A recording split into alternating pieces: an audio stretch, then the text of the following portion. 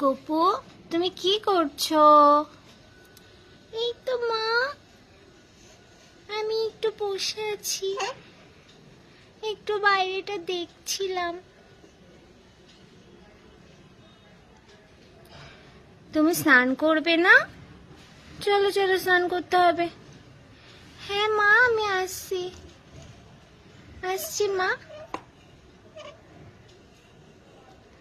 একটু পরে যাই, আর একটু দেখি।